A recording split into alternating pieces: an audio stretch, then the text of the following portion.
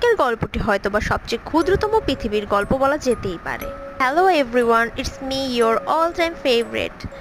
এই গল্পটির সূত্রপাত ঘটেছে আমেরিকার কোনো একটি গ্রামে, যেখানে একজন মধ্যবয়স্ক দম্পতি বসবাস করত।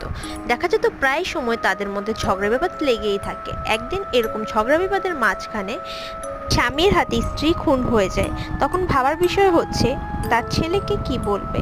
তার ছেলে ছিল তখন স্কুলে।